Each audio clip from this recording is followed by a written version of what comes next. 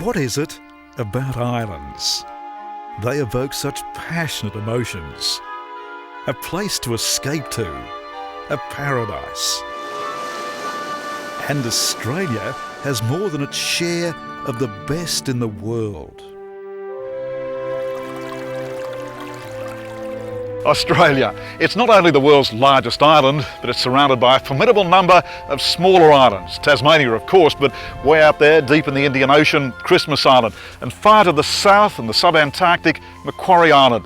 Now, each of these islands, and there are 20,000 of them in all, have their own unique range of characteristics. Some of them have wildlife found nowhere else in Australia, or cultures that have evolved over hundreds of years. We're about to explore one Australian island teeming with penguins.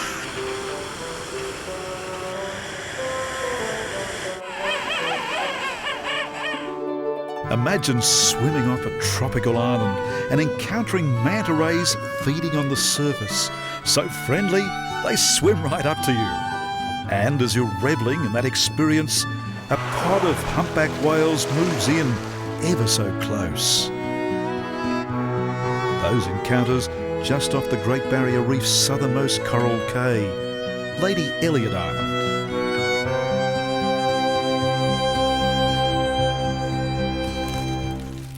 Imagine watching koalas in such great numbers, some have to be moved. Sharing a joey's first few seconds out of the pouch. Or witnessing a mother and baby seal reunite after several days apart.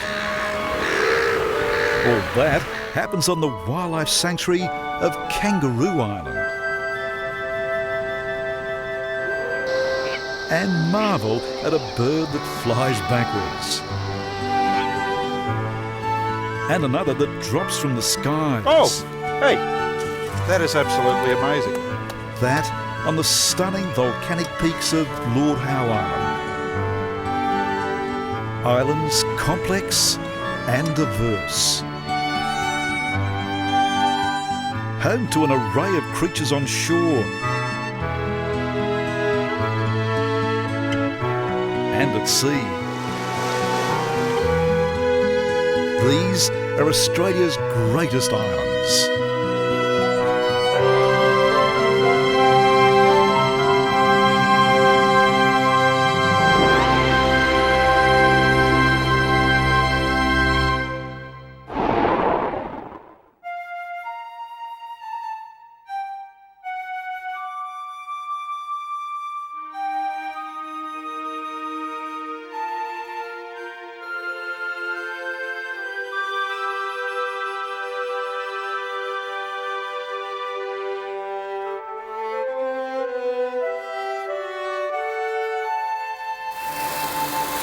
On the southernmost tip of the greatest coral reef in the world, the Great Barrier Reef, is this remarkable coral cay. It's Lady Eliot Island, and it's packed with seabirds like these white-capped noddies. First light finds hundreds of white-capped noddies roosting on the trees that surround Lady Eliot Island. This is a substantial breeding colony for these members of the tern family. And as the day warms up, they'll head out to sea to fish, returning on dusk. Other birds, such as the egrets, prefer to catch their meals on the exposed coral reefs.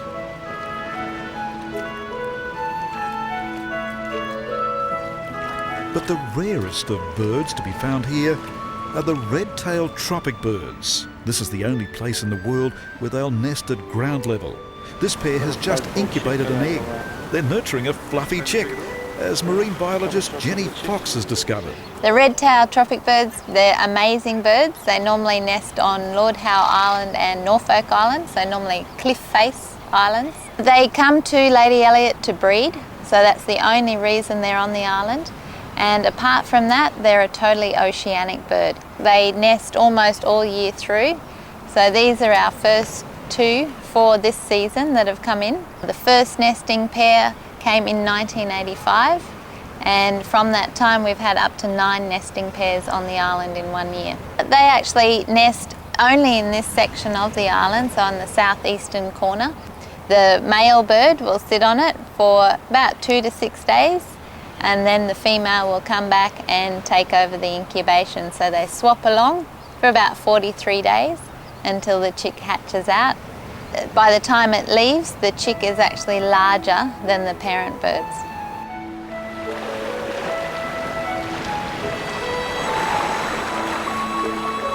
Lady Eliot's real attraction lies just offshore. Jenny's husband, Wayne Fox, is about to take us diving on one of the most pristine coral reefs in the world, one that teems with fish and manta rays and whales. Here on the Great Barrier Reef, this is classified as a green zone all around Lady Eliot Island. So there is certainly no fishing or anything like that can go on here, no collection of anything whatsoever without permits. In recent times, they made the whole island protected of the waters surrounding the island, and we have seen, once again, an array of fascinating marine life just come into the island and hang here and stay here because they know it's protected. So we're going down into the tubes on the western side of the island here, and down underneath the overhang we've got this cave which is all full of these small cardinal fish. Just absolutely fantastic. Being on the southern tip of the Great Barrier Reef, our water temperature doesn't get to a level where coral bleaching starts to occur. So we're very fortunate here. The coral coverage is absolutely outstanding, and we recently had researchers come here and tell us that our coral coverage is one of the best locations on the Great Barrier Reef for that. This is a big school of big-eyed trevally, and as you can see, they're just spiralling up around, and just absolutely beautiful animals, sort of staying together in a group to make themselves look big, and that's their form of protection once again from predation. It's possible to get in amongst them and have them spiralling around you, and wow, just what an experience. What we're seeing is a cowtail ray with the thickening of the tail. That's how it gets its name. And as you can see, they nestle down in the sand, throw sand over top of them so that they sort of have the camouflage there while they're resting or sleeping on the bottom. The turtles here at Lady Eliot are just so inquisitive, and they're very, very happy to interact with you on a very personal level.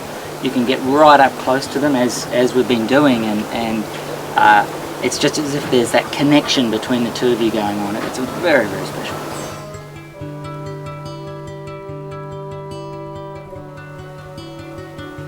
We're seeing a couple of green turtles mating on the surface. That's right, that's right. Really, really interesting how the male is actually getting on top of the female, and the female's actually decided she's had enough.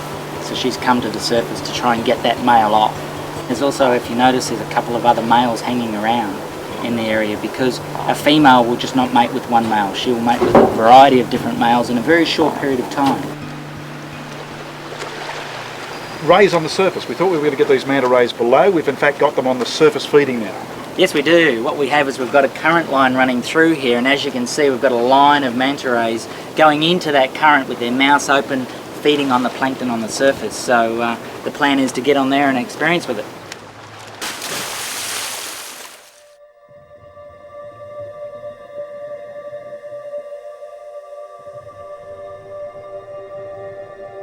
Beautiful to watch, very graceful, almost like ballerinas of the deep.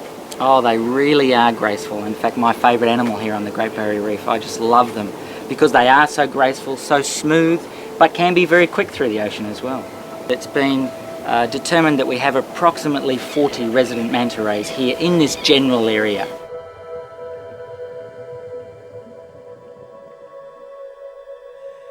Well, these mantas are not necessarily tame or friendly, but they are very inquisitive and allow you to get up very close with them. Some of them will even come in right around you and check you out.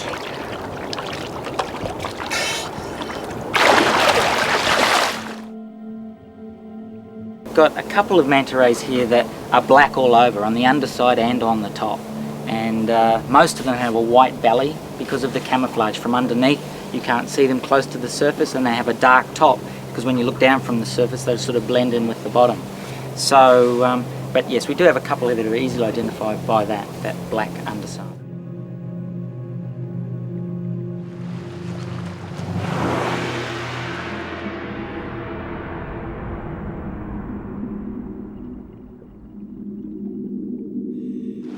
Magnificent! 3 adults, one of them has to be a mother because the calf is on top. They're basking in the sun just off Lady Eliot Island as we're filming the manta rays. Yeah, we seem to have a mother here with a little calf sitting over her nose, and then 2 other big males hanging around them. It's wow, what a day.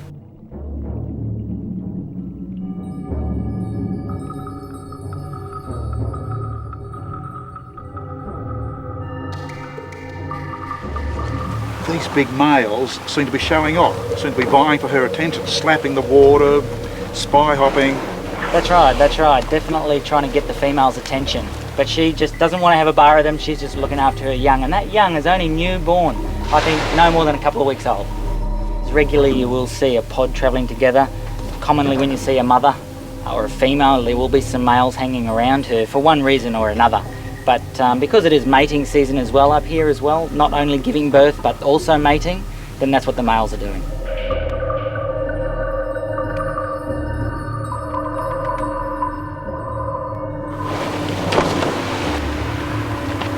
It's just an amazing display they're giving with the peck slaps, the tail slaps, spy hopping.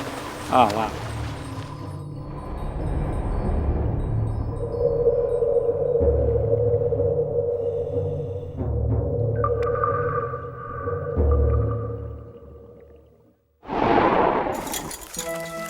Still ahead, catching koalas.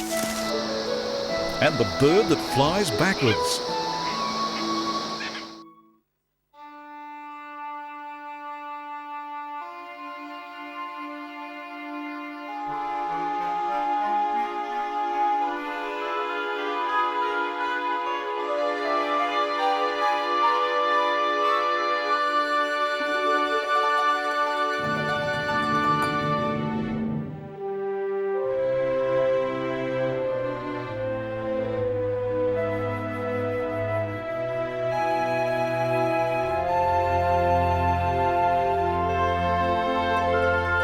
This island, Kangaroo Island, is like an ark.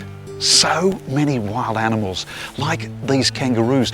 Now, when the explorer Matthew Flinders and his sailors first stepped ashore here some 2 centuries ago, they hadn't eaten meat for 3 months. They slaughtered a few and feasted for 3 days. Now, 2 centuries later, there's not only an abundance of these kangaroos, but also of seals, wallabies, and koalas. Kangaroo Island has proved to be a perfect breeding ground for koalas. An abundance of the right eucalyptus leaves to feast on, and an absence of predators like dogs that have annihilated populations in eastern Australia. What we have here is a descendant of one of the first 18 koalas to be relocated to Kangaroo Island. Now that was back in the mid-1920s. Well, since then the population has gone wild. There are now some 26,000 of them, and they're causing a real problem with the trees, eating out the small tips at the top of the gum trees and killing them off. A Kangaroo Island stripped of its gum trees is something South Australian authorities are keen to avoid. Wildlife Officer Desley Wisson has been charged with saving both the trees and the koalas. Desley, now we can see the issue in front of us here. The problem, of course, are these trees that have been pretty badly stripped, high level. That's right. The koalas tend to chew out the crowns of the trees, and if we let that happen over a long period of time, then the tree actually dies. And it's really clear to see which trees have been eaten by koalas because the inside area of the canopy is totally chewed out. Koalas can't reach down to this part of the branch, so you'll often see really thick foliage on the drooping branches, but then absolutely nothing at the top of the tree. Something special. Giving your head a good scratch. There's one up there now. Where's that?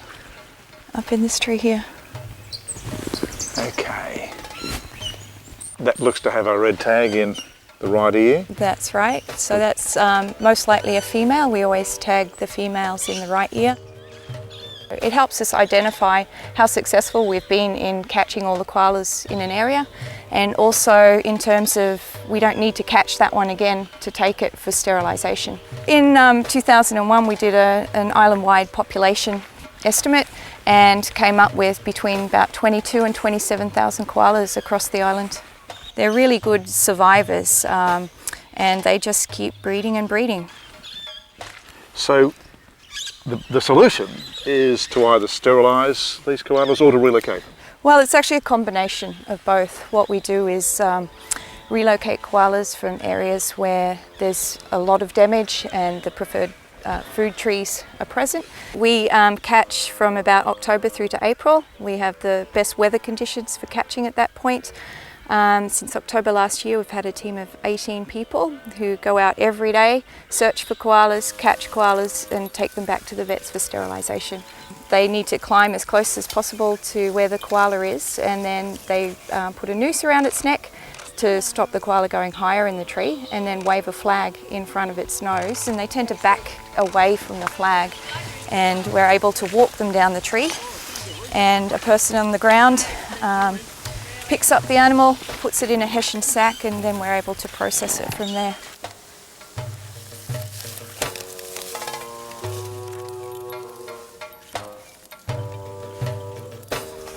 Are you a koala lover? I love koalas, they're fascinating animals. And yet you'll sterilise them and relocate them? Well, it's a humane solution to a very difficult problem. We actually are very concerned about the welfare of the koalas. We don't catch if it's over 30 degrees because they tend to get a bit heat stressed. The catchers are trained in koala handling so they can minimise stress on the animals, and we move them back to the vets as quickly as possible. Since the beginning of the program in 1997, there's been about 6,000 koalas sterilised, with about 2,500 sent over to the southeast of South Australia. In this year of the program alone, we've done about 1,600 koalas, with the majority of those being females. Koalas get their sterilisation procedure, and they're immediately put into plastic animal carriers for loading onto a plane. We charter a special plane, takes 40 koalas at a time over to Mount Gambier or some other regional airport that's close to a release site. We have somebody in Mount Gambier who collects those koalas and then transports them to the designated release area. They come straight out of the pet packs, they're placed at the base of a tree, and they're observed until they've climbed up and are happily sitting up in the tree. Well, we have a monitoring program. We have 115 sites set up in different habitats across the island that we go back every year and assess tree condition as well as koala density in those sites. So we can see how many koalas in an area we've already sterilised, what percentage of the population we've been able to sterilise. We can also see if our densities are coming down. But most important of all, we're able to see how the trees are responding to the management. And it's just fantastic to see in those areas where we've done a lot of management, to see these trees just, putting on masses and masses of foliage. It's really nice to see that.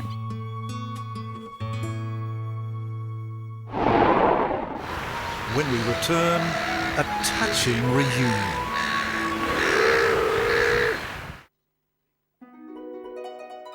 Other plant life flourishes on Kangaroo Island. Callistemon, Hakea and Melaleuca. Hardy Banksia. Pollinating wattle. But it's down on the coastline that nature's full fury can be seen.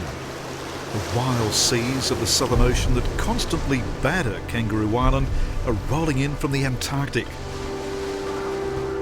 Coastal fishermen know their power. Below the waves, another of Kangaroo Island's residents cavort before coming ashore. These are New Zealand fur seals, renowned for their aggression. For starters, they have to fight to get ashore.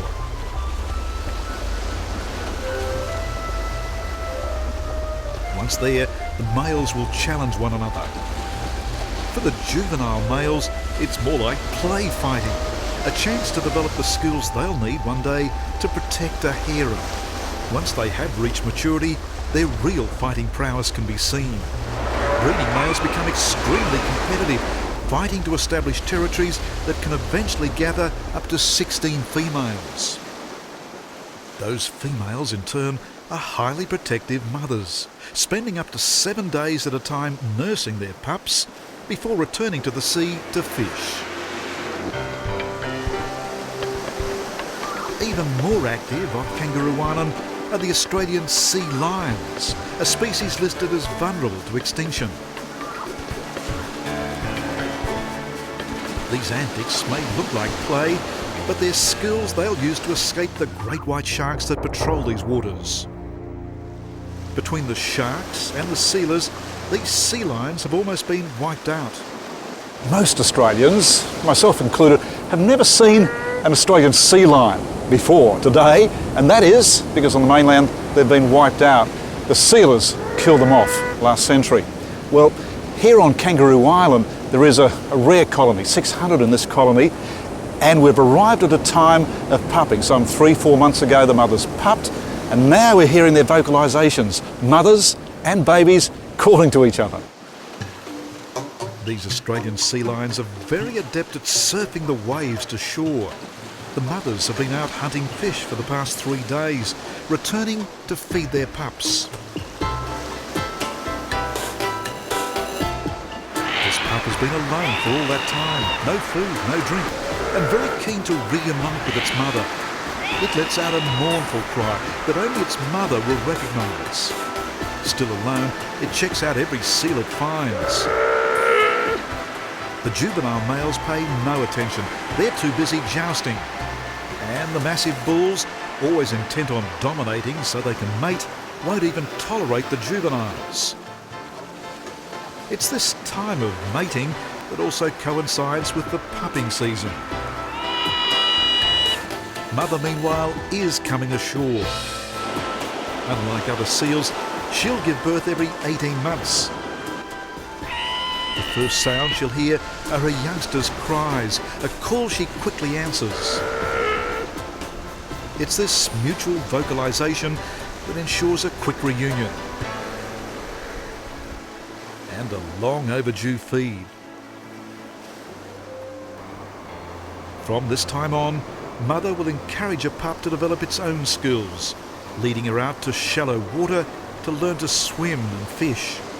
Just 1 out of every 3 pups will reach maturity, but those that do may go on to live up to 20 years.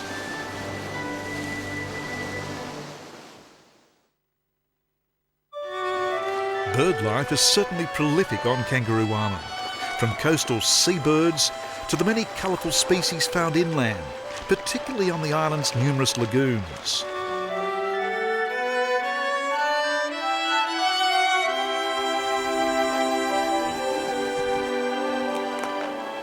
But it's the kangaroos, the very species that have given the island its name, that can be found hidden in scrubland across the island. Local wildlife expert Tim Williams knows where to find them. Tim, it's a wildlife paradise, this, Kangaroo Island. It is. You've got the tame wallabies, the kangaroo kangaroo, an abundance of koalas, fur seals and sea lions, about 160 bird species, including your little penguins right around the coastline. So yeah, a good balance of habitat, and for the bigger macropods, improved pasture lands with the farms has led to high populations. Even though there are high populations of this unique subspecies, you still have to work hard to find them in their natural habitat. Here we go. 2 superb specimens of the Kangaroo Island Western Grey, and they're a subspecies of the Western Greys on the mainland, South Australia, eh? That's right. You can see already they've got the thicker, darker fur, more of a chocolate brown fur, and quite robust shoulders because of the terrain here. It is thought that they may well have become extinct had Europeans not replaced the grassland by farming here. Now there are some 20,000 of these roos. You're telling me that from time to time they still need to be culled. There are almost too many of them. Yeah, particularly around farmland, you've got that combination of a lot of bush and the pasture land and the permanent water around the farmland, so obviously the populations build up to unsustainable numbers. Some farmers reckon they're sacrificing 30 to 40% of their production of their farm just for feeding wildlife. Here comes a roo. Look at this, Tim. Here is a roo. Oh, you got the tail out. She's got the Joey's tail hanging out of the pouch.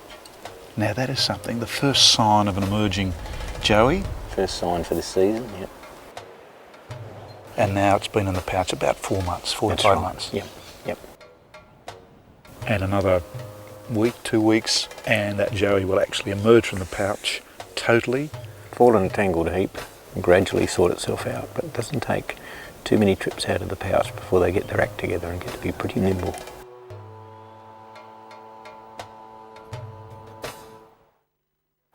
Look into this denser broom bush, and that's where we're likely to get tamer wallabies hiding, trying to get some sun, but without being able to be taken by wedge-tailed eagles. I can see one just Here's behind one of them, well camouflaged. this bush here. It's getting a few rays. What sort of population are we looking at of tamer wallabies here on Kangaroo Some Island? estimates say up to 500,000 or more. So no shortage of them. Certainly no shortage on the island yet. Locally very common. These tamer wallabies in fact have been wiped out by predators, foxes, over on the mainland. They're extinct on the mainland due to predation by foxes, plus the fact that their hiding places have been eaten out by rabbits, and also rabbits competing for food, taking a high percentage of the food, so they've just got nowhere to hide. They're in a weakened state. They've become extinct on the mainland due to that fox and rabbit introduction. And the island's well protected from those sort of introductions. Now the wedge-tailed eagles, of course, have a massive wingspan, just can't get into this sort of foliage, which is the reason they like hiding here. That's right. What you'll see them doing is swooping over this foliage in the hope of spooking a wallaby out into the open.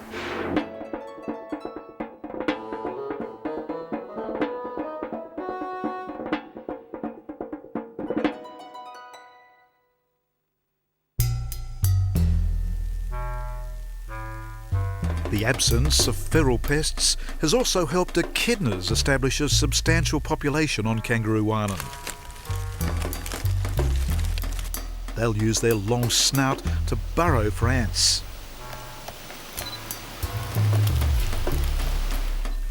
And if threatened, their sharp quills protect them from predators. In the mating season, those quills will be flattened to safeguard their partner.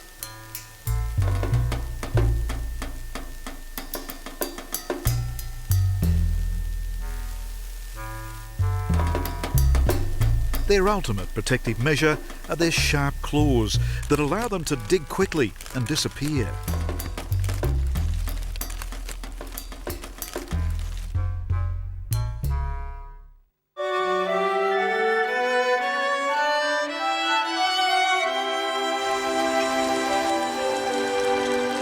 The final wildlife spectacle on Kangaroo Island unfolds on dusk when most predators have disappeared. Hundreds of fairy penguins emerging from the sea after a day's fishing. Back on shore, they'll make a trumpet-like cry, calling for a mate.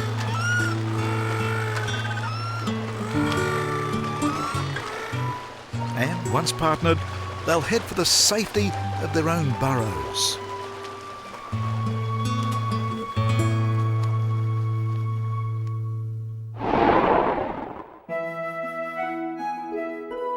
Coming up, the jewel in the South Pacific and a huge colony of penguins.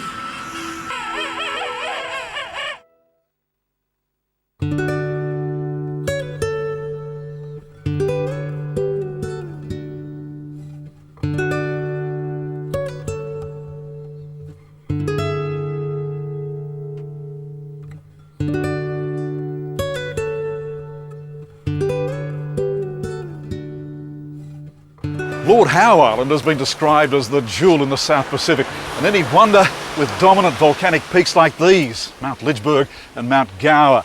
We'll climb one of those mountains very shortly in search of some very special birds. But geologists have warned this all will disappear. Within 200,000 years, they say, it'll sink below the waves. What you're looking at are the peaks of a large underground mountain, fringed by a coral reef, the southernmost in the world, and covered in lush vegetation. Here grow 50 plant species that can be found nowhere else on Earth.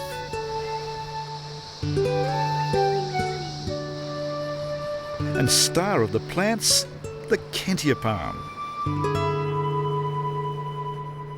Their seeds are harvested by the likes of Jack Schick, one of the island's permanent population of only 300 people. Okay, that looks like a pretty good bounty for the first pick of the day. That's a nice little start, Greg.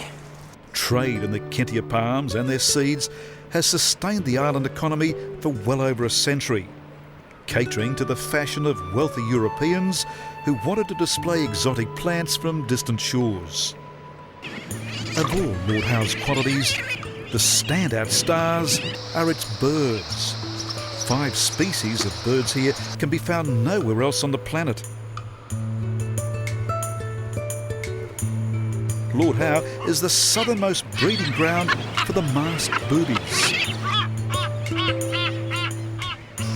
while the wedge-tailed shearwaters give a piercing cry at night as they reunite with their chicks.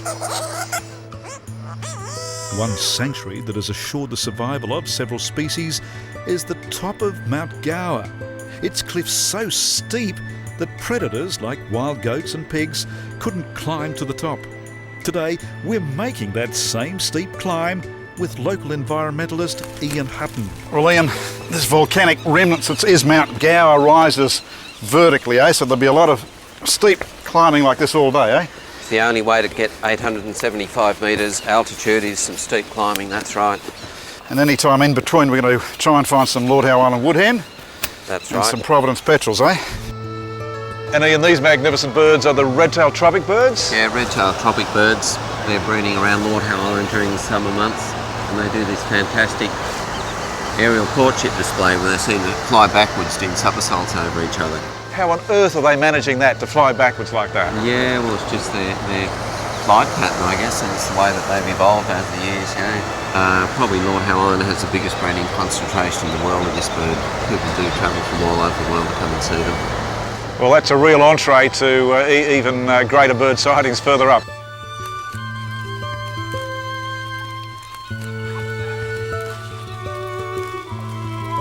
All right, now you reckon we can bring in the Providence petrels here? Yeah, they're flying around here, and if they've got a territory in this area and we start to make a noise, they'll come down to investigate what's going on. Ian, you have a very special call to bring in these Providence petrels.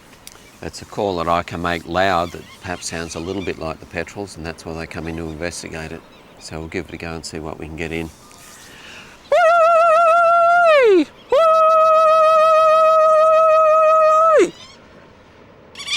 Well, the sky's beginning to fill with these birds. That's right, they're coming into the sound of this calling, just coming in to see what's going on. If they've got a territory here, they might drop in.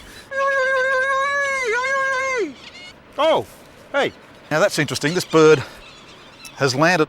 That is absolutely amazing. A wild bird we've got here, Ian. That's right, they take off from the trees, so you're a big tall forest, they have to actually climb up a tree using the feet and the bill. There he goes, not at all fazed by that experience, just gliding off there. Wow.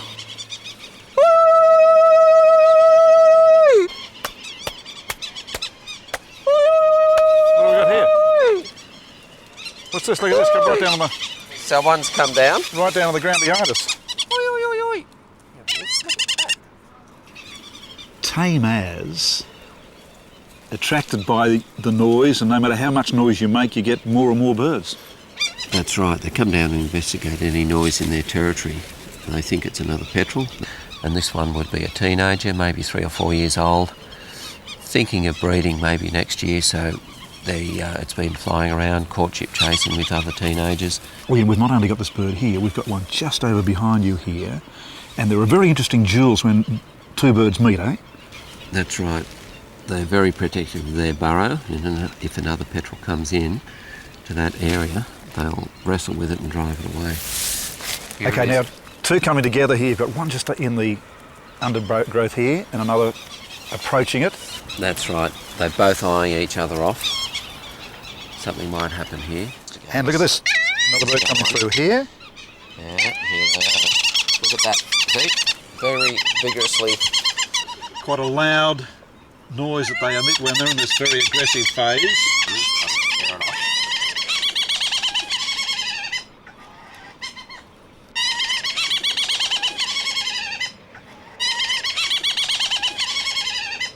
Will they fight to the death?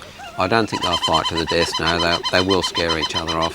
And the fighting's taking place all around us. There's a It fight is. here, there's a fight over here, two more at each other over here. Yeah, yeah, all the time. Encouraging that we've got so many of these birds now, having seen them wiped out on Norfolk Island. That's right, the area here on Lord Howe Island where they're breeding is protected, as good as a national park area, and these birds will have a very secure future. Now the woodhen almost became extinct here on Lord Howe, and yet has been saved, and quite a population up here on the top of Mount Gower, eh? Well, we're going through their territory. They do respond to noise, so we might just clap a bit and see if we can get some to come in. If they hear a noise in their territory, they come out to scare off the intruder. Okay, got one over here. This would be a juvenile. Yeah, this is a young bird. You can tell by the small size and its shorter bill, much shorter than the adults. And remarkable story with these birds because their numbers got down to, what, 20 or 30? That's right, in the 1970s there were just 20 or 30 of these birds left in the world. And that was due to the effects of predatory animals like pigs and cats on the island. From those 20 or 30, only 35 years or so ago, what numbers are you up to now? Around 300 woodhens on the island now, and that number has been static for about 15 years. So now instead of just being on the summit, they're all over the island. It's believed that because the birds are territorial, there are only a certain number of territories on the island, and the population of 300 may be the number that is going to be possible.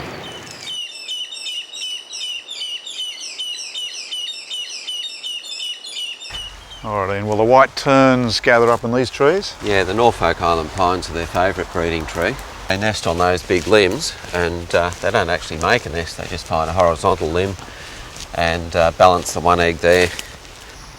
But when the chick hatches, the little chick has got such an appetite that both parents have to go out to get food for it. So the chick will sit here by itself when it's about 10 days old. Both parents go, and throughout the day the parents come with food for the chick. They'll just feed those fish one by one to the chick, then fly out again and get more food.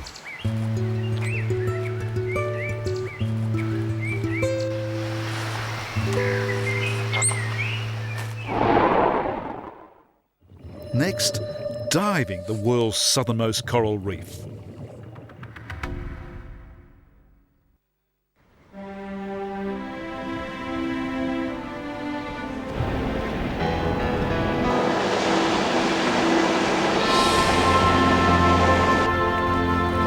Lord Howe Island has the world's southernmost coral reef, and even so it may be one of the world's last coral reefs, and that's because global warming in the corals further north of here are slowly killing off those coral reefs. The reef here, in fact, is 1,000 kilometres south of the Great Barrier Reef, and even so it has 83 separate hard corals. Taking us below the waters of Lord Howe will be dive master Lauren Gatherer. Lauren, tell me about the reef around Lord Howe Island. Tell us about swimming the marine life here. We have quite a unique mix of marine life on the island, and that's basically due to we get the Great Eastern Current coming down, so you get the warmer current coming down from up north, and that's bringing down the tropical species and mixing with our temperate. So that's why we have such a diverse range of marine life. We've got close to 90 species of coral around the island, very healthy, bright and colourful, and a great mix of both hard and soft corals. Turtles are always a real treat, and here's a green turtle. They are. We have plenty of green turtles around the island. They're not always shy, they'll often come up quite inquisitive and have a look. Other attractions down under today include the Spanish dancer and a huge school of catfish. Now, these particular catfish would appear to love hanging around below the Lord Howe jetty. Yes, they're generally found in shallower water. They get together as a defence mechanism. They protect each other and their young in there. They're quite cute fish, but you always got to watch out for their bars, they are dangerous. Well, it looks quite amazing with the stripes on them, sort of moving around in circles together and mixing in with each other. Descending now on a beautiful lionfish, the zebra lionfish. Zebra lionfish. Which puts on a magnificent display. It sure does when it's a little bit agitated. Fins are going out, and the ends of those fins are poisonous, so we do have to be careful of them. And look at that, basking on the sand right in front of us. A huge ray. Now this is a bull ray, A bull ray, that's right. We do find quite a few of them around the island. but very graceful to watch the ray swim and magnificent to swim alongside it. They're beautiful when they're swimming through the water. At times we've seen 5 or 6 of them swimming at once, and they're just amazing to watch.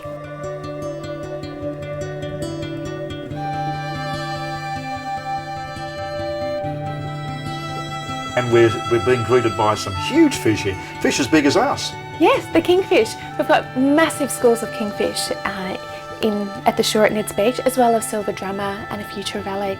They've been there for years. Coming in now to Ned's Beach, and we're greeted by what appear to be some friendly sharks. Yes, Galapagos whalers. They are found around the island, also in shallow water. So off the beach at Ned's Beach, where we're seeing them, there are about 3 or 4, and they do get up to about 2 or 3 metres long. They'll look for smaller fish to eat. They're not very interested in us. One final spectacle, just an hour's boat ride south of Lord Howe, the pinnacle of rock known as Ball's Pyramid. It rises sharply to a height of more than half a kilometre, making it the tallest eroded remnant of an island in the world. Climbers, before they were banned, would take 3 days to get to the top and back. Ahead, Australia's sub-Antarctic island.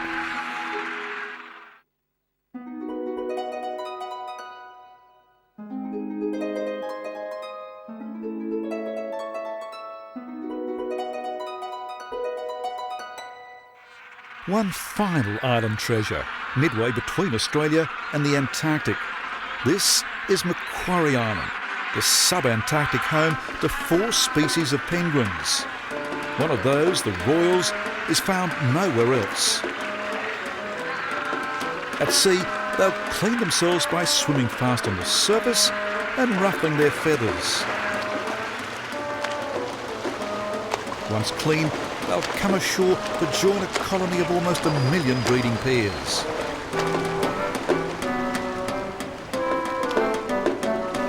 Here, mutual preening is widely practiced.